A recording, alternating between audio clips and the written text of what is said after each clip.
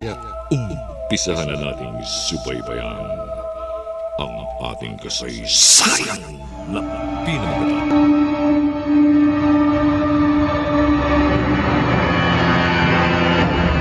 Ang paglalakbay ng inyong diwa. Pagsaksi sa mga pangyayaring hindi mo sukat akalain.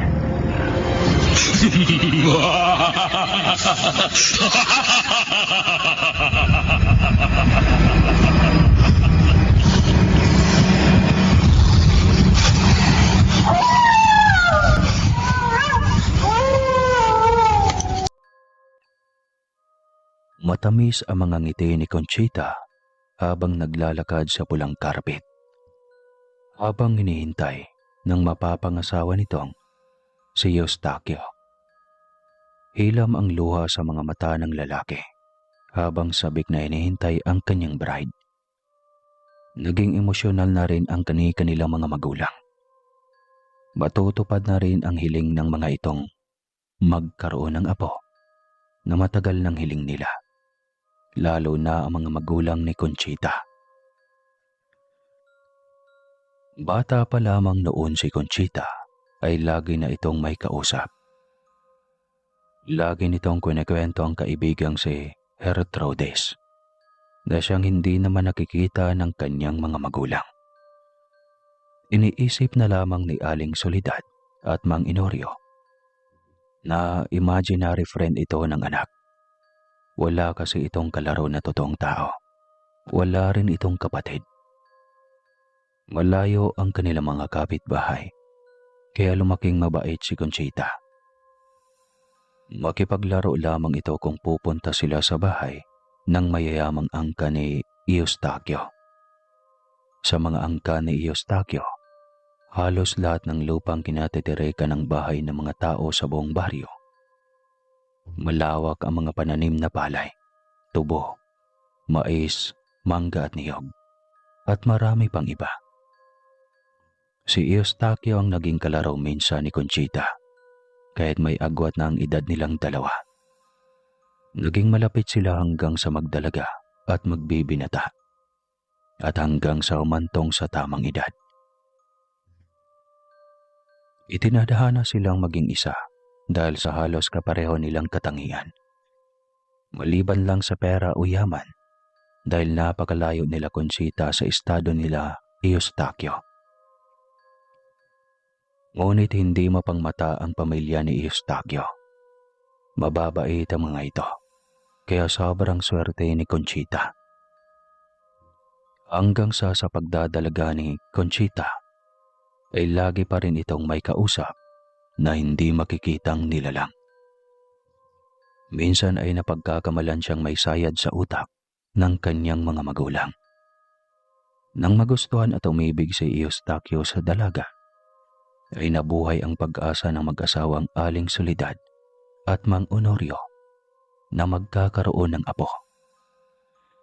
Sa araw na iyon ay magiging legal na asawa na si Conchita ng isang mayamang lalaki.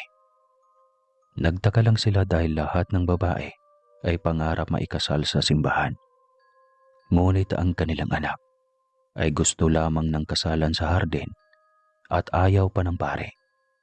Dahil ang gusto ay isang judge lang ang magkakasal sa kanila.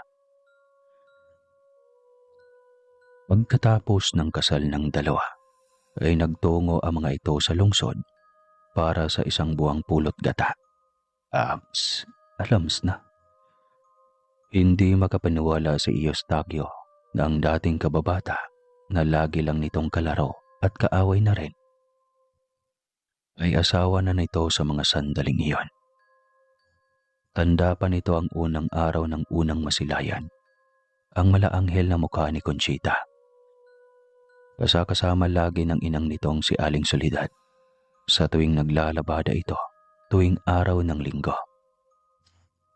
Ang ginagawa ni Eustaquio para mapalapit sa bata ay binibigyan niya ito ng tsokolate. Epektibo nga din naman dahil napalapit na rin nito ang loob ni Conchita. 3 taon lang din ang agwat ng edad nila dahil 8 taon lang nito noong lihim nitong hinangaan si Conchita. Si Eustaquio noon ay nasa 11 anyos na laging kinukuha ang loob ng batang si Conchita. Nung una ay malapit lang ang loob nito sa bata dahil sa kakaibang ganda niya. Mukha siyang anghel sa lupa at maging ang taglay niyang kabaitan. Simula pagkabata ay kahanga-hanga. 1 buwan silang nasa honeymoon. Ramdam ni Eustaquio ang kaligayahan at pagmamahal ni Conchita. Ngunit hindi nito maintindihan kung bakit parang may puwang sa puso nito at ang hirap ipaliwanag. Pagkaramdam nito ay may kulang sa pagkatao ni Conchita. Hindi lang masabi ni Eustaquio dahil baka sumama ang loob ng asawa. Samantalang iyak ng iyak ang totoong si Conchita habang nakagapo sa isang sulok ng malaking bahay ng engkanto. Ang naalala niya noon ay itinulak siya ni Gertrudis sa puno ng malaking balete, doon lang din sa likod ng kanilang bahay. Pagkatapos ay tumago siya at pagmulat niya ng mga mata ay nasa napakalawak na bahay na siya. Walang ingay, ibig sabihin ay mag-isa lang siya. Sigaw siya ng sigaw habang humingi ng tulong. Hangad niyang makatakas sa lugar na pinagtaguan sa kanya ni Gertrudis. Hindi niya sukat akalain na magagawa ito ng matalik niyang kaibigang engkanto. Ang buong akala niya ay mabait ito at kayang magparaya. Tandang-tanda pa niya kung paano niya ito unang nakilala. Kareduan lang siya noon at tahimik na kumakain ng kanyang baon nang biglang sumipot sa kanyang harapan si Gertrudis na tila inalawa lang mula sa loob ng punong balete. Nagulat pa siya at sa mismong harapan agad niya ito nakatayo at parang isang prinsesa dahil sa magarang suot nitong bestida. Totoo ba yun? Diyan ka galing sa loob ng punong kahoy? Tanong niya pa. Oo, kasi anak ako ng engkanto. Kaya may kapangyarihan akong taglay. Huwag mong sabihin sa iba ha. Ikaw lang dapat makaalam na dito ako nakatira. Sige pa, pero pwede ba malaman ang pangalan mo? Ako si Conchita. Ikaw ba? Gertrudis ang pangalan ko. Bibong sagot nito. Simula ng araw na iyon ay lagi nang nagkikita ang dalawa. Hindi makukumpleto ang araw ni Conchita kung hindi siya makapaglaro kay Gertrudis. Hanggang sa magdalaga sila. At naging tunay ng dalaga. Kilala ng dalawang isa't isa, maging ang kahinaan ng bawat isa, lalo na sa Gertrudis. Minsang ipinakilala ni Conchita si Eustaquio kay Gertrudis. Unti-unting nag-iba ang pakikitungo nito kay Conchita. Madalas na silang hindi nagkikita at laging dinadahilan ng engkantada na abala ito sa kanilang mundo. Samantalang dati ay halos hindi sila mapaghiwalay sa buong araw. Napakagwapa naman ng nobyo mo, Conchita. Baka pwedeng ipahiram mo rin siya sa akin. Wika nito minsan sa kanya. Akala ni Conchita ay biro lamang ang lahat ng iyon. Sino naman kasing matinong nilalang ang ipahiram ang nobyo sa kaibigan. Loko ka talaga, Gertrudis. Tanging sagot niya. Hindi mo ipapahiram? Paniniguro nito. Siyempre hindi. Loka ito. Sagot niya. Tumawa lamang ito ng pagap pagkatapos ay nagpaalam na dahil tinawag na ito ng ina. Hindi iyon sineryoso ni Conchita. Ngunit sumula ng araw na iyon ay naging madalang na itong bumibisita sa kanya. Minsan ay nagtataka siya dahil may mga nasabi si Eustaquio na ginagawa nila na hindi naman niya maalala. Gaya ng pamamasyal na siyang napakawardaw para sa kanya. Hanggang sa madiscover niya isang beses ang ginagawa ni Gertrudis Ginagaya nito ang kanyang muka at ito mismo ang pumupunta sa bahay ni Eustachio. Wala siyang magawa kundi ang magtago at sundan kung ano ang ginagawa ng kanyang kaibigan. Alam niyang may gusto ito sa kanyang nobyo at hindi niya sukat akalaing aabot sa punto na susulutin nito ang kanyang karelasyon. Nakita niyang palabas ang dalawa na sobrang lambing sa isa't isa. Parang piniga ang kanyang puso habang tinitignan ang kilos ng kanyang nobyo. Napakalambing nito sa kanyang kaibigang si Rhodes. Hindi ba nahalata ni Eustachio na isang huwad ang kasama niya? Iyak na tanong ni Conchita noon sa kanyang sarili. Umuwi siya ng bahay nang makaalis na ang kanyang nobyo at kaibigan. Nakasalubong pa niya ang nagtatakang ina ni Eustachio. Conchita, paanong nandito ka eh? Nasalubong kita kasama ng anak kong si Takyo.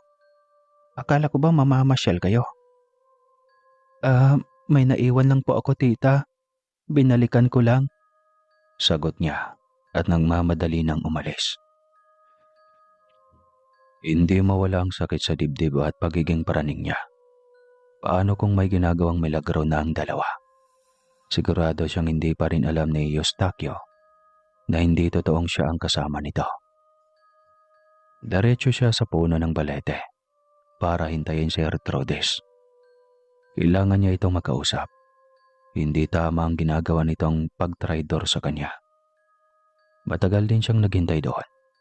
Inabot ng 3 oras bago niya namataan itong papalapit sa ilalim ng punong balete na nasa kanilang likod bahay. Anong ginagawa mo dito? Umalis ka na. Ayaw kitang kausap at lalong ayaw na kitang makita pa. Uwi ka agad sa kanya ni Rhodes pagkalapit pa lang nito. Talaga? Ikaw pa ang may ganang magalit? Gayong ikaw itong impostor? Bakit mo ko ginagaya at sinulot mo pa talaga ang lalaking magiging asawa ko? Sumbat niya. Ayaw mo kasing ipahiram eh. E di nakawin ko na lang. Rhodes, baliw ka ba? Hindi laruan si Eustachio na basta na lang pinapahiram. Oo nga, kaya simula ngayon, hindi ka na rin pwedeng humiram dahil ikukulong na kita pang habang buhay. Saad nito sa kanya. Anong ibig mong sabihin ni Rhodes? Tanong niya. Hindi sumagot ito, bagkus ay may inusal itong hindi maintindihan na salita. Ilang sandali pa ay biglang bumukas ang puno ng balete. Itinulak siya nitong papasok sa loob ng puno. Ayan, hindi ka na makakaalis dito. Ikaw naman ang titira sa punong ito dahil ako naman ang magiging Conchita at hindi ko hayaang makalabas ka dito. Hindi nakapagsalita si Conchita dahil isinarado na nito ang pintuan. Kaya sumisigaw pa siya ng sumigaw sa loob ng punong balete ay walang makakarinig sa kanya kundi ang sarili lamang. Mabilis na nilisan ni Rhodes ang likod bahay at pumasok na sa loob ng bahay. Nagtaka pa si Aling Soledad dahil sa kawarduhan ng kilos ng kanilang anak. Conchita, saan ba kayo galing ni Eustachio? At halos ginabi ka na ng uwi. Tanong ni Aling Soledad. Subalit hindi man lang nito nagawang lingunin at sagutin ang tanong nito. Ano kayang nangyari sa batang yun? Takang tanong ni Aling Soledad sa sarili. Saktong dumating si Mang Inorio galing sa kanilang bukirin. May pasan nitong isang buwig ng saging. Mabuti at nandito ka na, Inorio. Puntahan mo na ang anak mo para makapaghapunan na tayo. Wala yata sa modo ang batang iyon. Hindi man lang ako pinansin kanina. Wika ni Aling Soledad. Kailan pa nagkaroon ng ganyang ugaling anak mong iyan? Yan ang pinagtataka ko. Hindi naman siya ganyan. Bigla na lang naging pipi. Tapos parang bingi kung tatanungin. Sige, pupuntahan ko. Saad ni Mang Inorio. Inungo na nito ang kwarto ng anak at kinatok ang pintuan para tawagin. Conchita, anak. Lumabas ka na dyan. Nandito na ako. Maghapon na tayo. Sigaw ni Mang Honorio. Busog ako, Ama. Huwag niyo muna akong kausapin ngayon. Sigaw nito mula sa loob. Kailan pa naging ama ang tawag mo sa akin? Tatay ang tawag mo sa akin, hindi ama. Tatay, pareho lang naman yun. Sige na, huwag niyo muna akong istorbohin. Sigaw muli nito.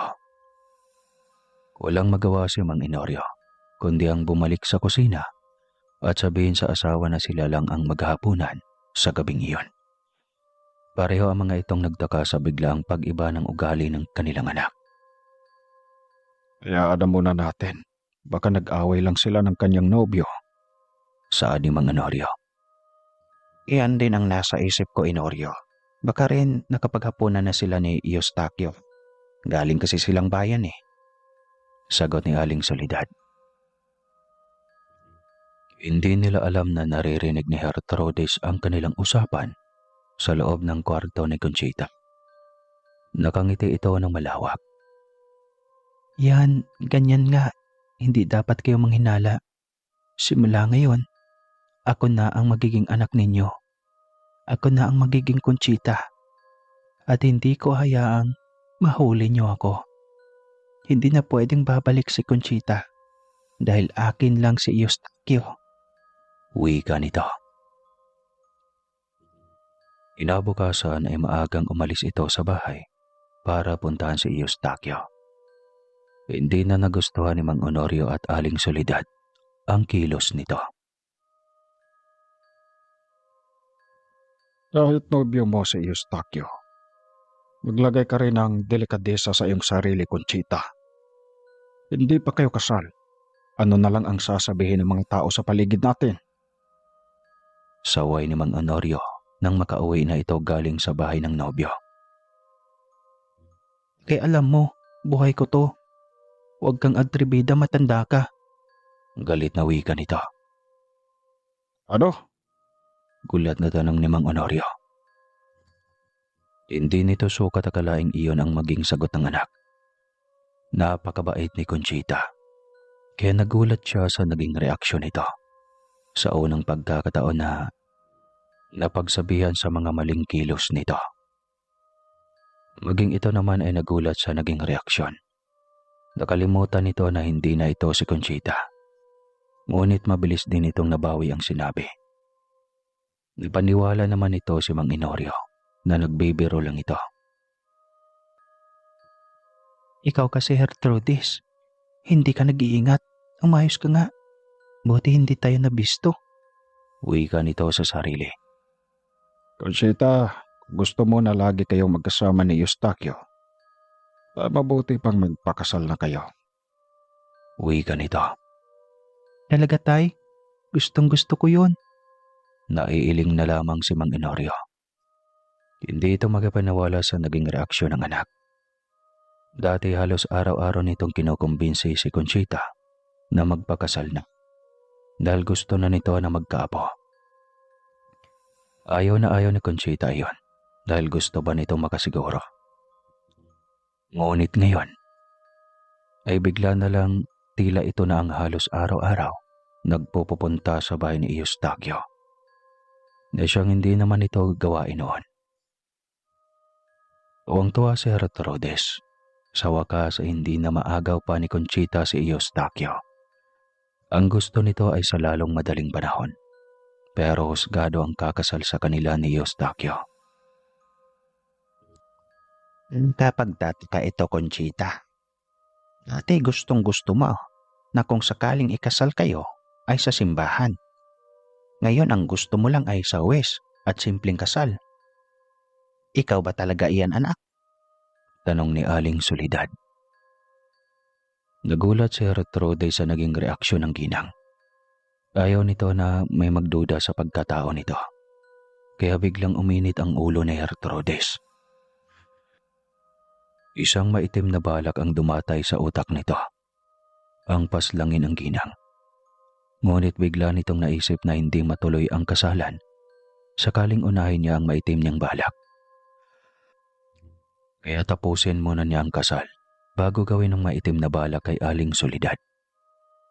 Matapos ang isang buwan na honeymoon noon, bumalik ulit sila sa baryo.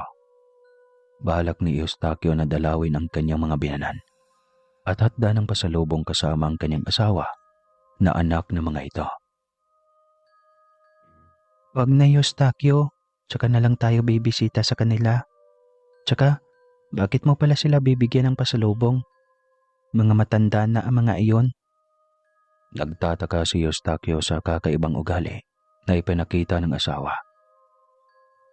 Sa tagal nilang nawala at unang pagkakataon itong nawala sa mga magulang, imposible na hindi nito na-miss ang mga ito. Ayos ka lang ba, Conchita? Magulang mo ang mga iyon. Hindi ka man lang ba nakaramdam ng pangungulila? Nangulila syempre. Kaso ay tinatamad pa ako. Tila alanganin itong sagot. Hindi ka talaga pupunta sa iyong mga magulang? Paniniguro ni Eustaquio. Hindi nga. Sagot nito, sabay talikod para pumunta sa kanilang kwarto. Ngunit nagulat siya nang bago nito maisara ang pinto. Ay kitang-kita ni Eustaquio ang kakaibang mukha nito. Conchita! Gulat na sambit niya. Malayong malayo ito sa mukha ng kanyang asawa. Ang nakakapanindig balahibo pa ay ang matulis nitong tenga at ang kulay berde nitong mata. Hindi iyon malikmata. Kitang-kita iyon ang dalawang mata niya. Agad niya itong sinundan sa loob ng kwarto upang tignan at kumpirmahin ang kanyang nakita. Mahinang pagbukas niya ng pinto upang hindi makalikha ng ingay. Maging ang pagsara nito ay wala rin siyang nilikhang ingay. Nakatalikod ang kanyang asawa na tila ba may pinagkakaabalahan. Mahina ang kanyang hakbang papalapit dito upang hindi siya maramdaman ng asawa. Ngunit nagulat na lamang siya nang bigla itong magsalita. Bakit para naman yatang naka-espiya ka sa akin, mahal ko? May duda ka ba sa akin? May problema ba tayo? Sunod-sunod na tanong nito. Datameme lang siya dahil sa pagkagulat sa kakaibang kilos ng asawa. Kailan pa ito nagkaroon ng mata sa likod? Tanong ni Eustaquio sa sarili. Paano mo nalamang pumasok ako? Hindi ako naglikha ng ingay. Aniya. Kala mo lang yun, Takyo. Hindi pwedeng hindi ko maramdaman ang presensya mo. Bakit ba? Napatingala si Takyo. Hindi alam kung ano ang idadahilan. Hindi niya pwedeng sabihin kung ano ang nakita niya kanina. Ngunit sumagi pa rin sa isip niya na tignan ang mukha nito. Kaya mabilis siyang hinawakan ng balikat nito at sa pilitang pinalingon. Aray, Takyo, ano ba? Masakit yun ah. Angil nito. Pasensya ka na, Conchita. Hinging depensa niya. Anong nangyari sa'yo, Takyo? Bakit parang may bumabagabag dyan sa utak mo? Wala naman, Conchita. Sige na. Magpahinga ka lang dito.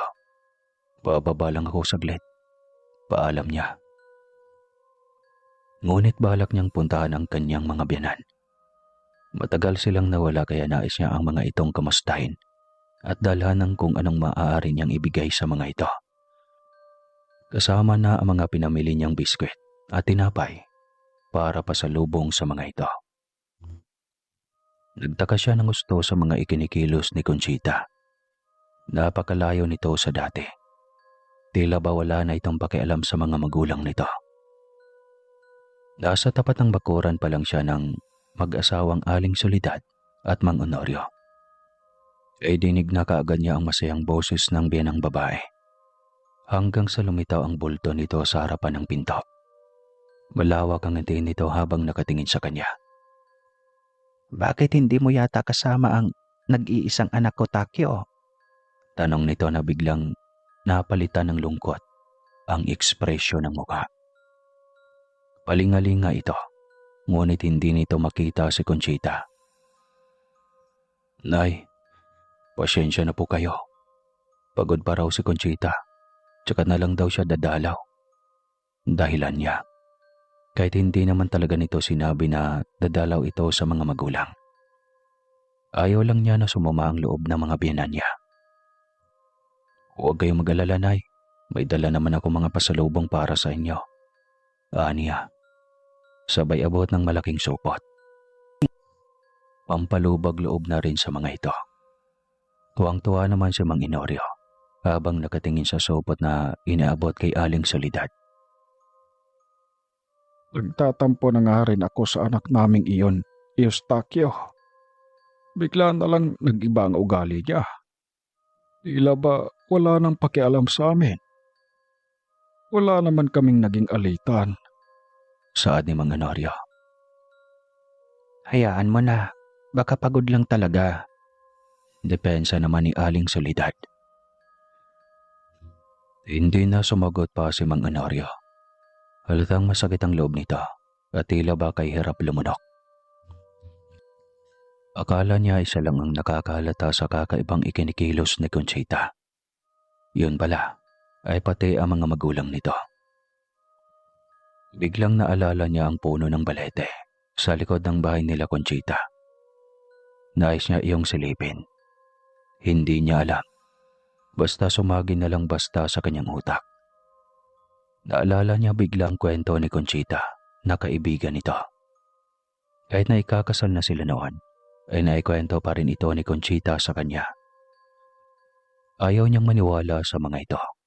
Ngunit dahil kay Conchita, ay tila nagkaroon siya ng maliit na tsansa na maniwala sa mga ito. Nagpaalam siya saglit sa kanyang mga biyenan. Naiihi lang sa likod bahay. Ngunit ang totoo ay nais siyang silipin ang puno ng balete, kung saan laging may kausap si Conchita noon. Pagkalapit niya sa puno, ay tumingala siya sa mga sanga. Hindi niya alam kung bakit tila may inaasahan siyang mahalagang bagay na madidiscover sa lugar na iyon. Nandito ka ba? Kaibigan ka ba ni Conchita? Magpakita ka sa akin. Nais kitang makausap ngayon. Nagkakilala naman tayo minsan, hindi ba? May kinalaman ka ba sa biglang pag-iba ng kilos ng asawa ko? Mga tanong niya rito. Samantalang nang marinig ni Conchita ang kanyang boses na nagsasalita, ay sigaw ito ng sigaw mula sa loob. Ngunit hindi ito naririnig ni Eustachio. Siya lang ang naririnig nito mula sa loob. Umiiyak at nagmamakaawa si Conchita sa loob. Ngunit hindi man lang siya marinig ni Eustachio. Takyo, bakit ka nandito? Anong ginagawa mo? Noong ng impostor, malayo pa lang, bigla itong sumulpot. Oh, akala ko ba hindi ka pupunta dito? Takang tanong ni Takyo sa asawa. Nalaman ko kasi na umalis ka, kaya nagmandali akong sumunod. Anong sinakyan mo? Ang bilis mo naman yatang nakarating. Hindi ko naman narinig na may dumulong na tricycle sa tapat ng bahay nila nanay. Nakita ni Eustachio ang paggagulat sa mukha ng asawa. Tila naghahagila pa ito ng may dadahilan. Sinadya ko talaga na doon sa malayo bumaba para masorpresa sila inay. Pero teka lang, bakit ang dami mong tanong? Halika na sa loob, delikado dito. Mabilis na wika nito. Hinila pa nito si Takyo kaya nagbatianod na lang din ang lalaki. Teka lang, bakit naman delikado? Sabi mo dati, di ba kaibigan mo ang nakatira dyan? Dati pa yun, tsaka ayaw ko nang balikan pa ang pangyayaring iyon. Nito. Hindi na siya umimik pa hanggang sa makapasok na sila sa bahay. Conchita, ikaw bata ka. Sobra ka naming namiss ng tatay mo. Akala ko ba hindi ka makapunta ngayon? Emosyonal na tanong ni Aling Soledad. Napaka-OA mo naman, Nay. Hindi na ako bata para hanap-hanapin mo pa. Pagkagulat ang ekspresyon ng mukha ng ginang. Hindi nito inasahan ang lumabas sa bibig ng kaharap. Maging si Mang Inorio at Eustaquio ay nagulat din. Conchita, ano ba yan? Hindi ka ba natuwa sa pagbisita mo dito? Hindi ka ba masaya na makikita mo ang iyong mga magulang? Biglang nag-iba ang ekspresyon ng mukha nito. Tumingin ito kay Eustaquio at biglang naging mabait. Pagod lang ako siguro, kaya ayaw ko nang nilalambing. Pasyensya na inay, siyempre masaya ako dahil nadalaw ko kayo. Anin nito na napakaarte at sarap sambalin. Hindi maipaliwanag ni Eustaquio sa sarili nito kung bakit tila may kulang talaga sa pagkatao ni Conchita. Ayaw lang nito na tapatin ng asawa at baka sumama ang loob. Pilit na iniintindi ni Eustaquio at sinasabi na lamang nito sa sarili na nanibago lang si Conchita sa kanilang pagiging buhay mag-asawa. Matapos ng kanilang mahabang pag-uusap kasama ang mga magulang ni Conchita, ay nagpasya na itong magpaalam. Hindi akalain ni Eustaquio na iyon ang magiging desisyon ng asawa. Bakit kayo uuwi na agad? Ka naman pwede sa kwarto mo muna kayo matulog, hindi ba? Tila may himig pagtatampo na wika ni Mang Inorio. Oo nga naman anak, sobrang nangungulila kami sa iyo. Kakapanibago ang biglang paglisan mo sa ating tahanan. Alam mo naman na nag-iisa ang anak ka namin ng tatay mo.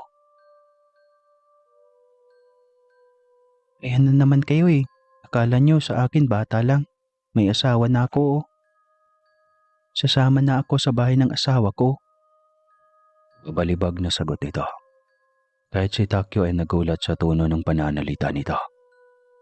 Conchita, hindi ba dapat sinasagot ang ganyan ang mga magulang natin? Saway ni Takyo. Bakit nyo ba ako pinagkakaisahan? Galit na tanong nito. Dahil hindi na ikaw ang Conchita na nakilala namin. Bakit ba bigla ka nalang naging ganyan, anak? Tanong ni Mang Inorio. Hindi ito sumagot. Muli ay niyayaan nito si Eustaquio na umuwi na. Ngunit tumanggi ito. Ano? Bakit hindi? Iiwanan mo ako dito? Hindi, Conchita. Dalawa tayo ang mananatili sa bahay ng iyong nanay at tatay. Kahit ilang araw lang. Huwag ka namang ganyan sa mga magulang mo. Wika ni Takyo. Hindi na ito sumagot. Napilitan itong manatili dahil sa kagustuhan ni Eustaquio. Hindi rin maipaliwanag ni Takyo sa sarili kung bakit ayaw nito na umalis sa bahay ng mga biyanan. Pagkaramdam ni Eustaquio ay may maiiwan ito roon. Papaglilisanin na nito ng tuluyan ang bahay. Samantala, nagwala sa galit si Gertrudes dahil sa naging desisyon ng asawa na manatili sa bahay ng mag-asawang Mang Inorio at Aling Soledad. Lumabas ito nang makatulog na si Eustaquio. Pinuntahan sa kabilang kwarto ang mag-asawa at dinampi ang kanyang kamay sa noo ng mag-asawa. May inusal ito na kung ano. May lumabas na itim na usok sa bibig nito at isinalin iyon sa bibig ng mag-asawa. Napangiti ito ng matamis nang marinig ang salita na pag-ubo ng dalawa habang malalim ang tulog.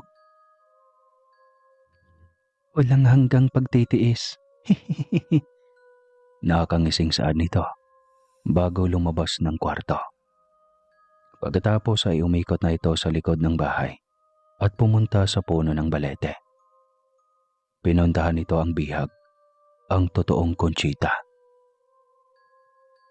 Mabuti at nagpakita ka na sa akin, Gertrudes. Pakiusap. Ibalik mo na ako sa amin. Namimiss ko na ang mga magulang ko. Pagmamakaawa niya. Ano? Hindi pwede. Dito ka naman natili habang buhay. Sabi ko, huwag kang mag-alala. Balang araw, magkakasama-sama rin kayo ng mga magulang mo. Dahan-dahanin lang natin. Ayos ba sa'yo? Nakangising wika nito. Anong ginawa mo sa mga magulang ko, Gertrudes? Pakiusap. Huwag mo silang saktan. Huwag mong indamay sa kalokohan mo ang aking mga magulang. Mga inosente sila. Pakiusap niya sa engkantadang itim. Ngunit hindi ito tinabla ng kanyang pagmamag-awa. Lumabas ang totoong ugali nito sa katagalan ng panahon nilang pagiging magkaibigan. Nagsisisi ako kung bakit tinanggap pa kita noong gusto mong makipagkaibigan sa akin. Sobrang sama mo. Galit na wika ni Conchita. Ngunit humalakhak lamang ito. Sobrang sama ba? May mas maisasama pa ito. Kaya huwag niyo akong ginagalit na magpamilya.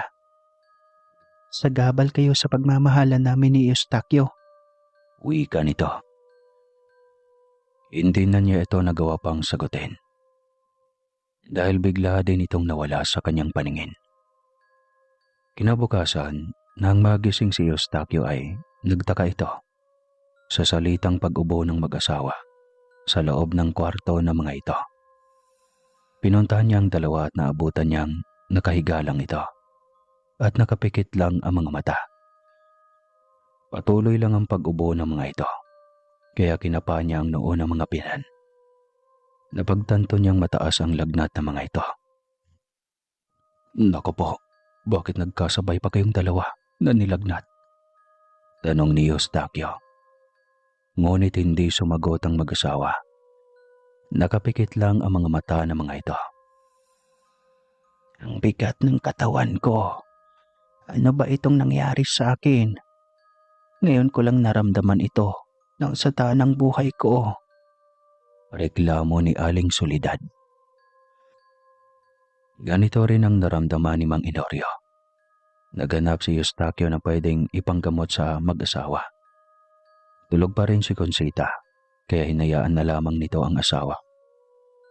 Aalis na sana si Takyo nang biglang tawagan ito ni Aling Soledad. Bakit po, Nay? Tanong niya. Hindi normal lang nangyari sa amin ngayon ng Tatay Inorio mo, anak. Pakiusap. Tawagin mo si Lolo Efraim. Siya ang makakatulong sa amin na mapagaling mula sa kakaibang karamdaman na ito. Utos ng biyanang babae nito.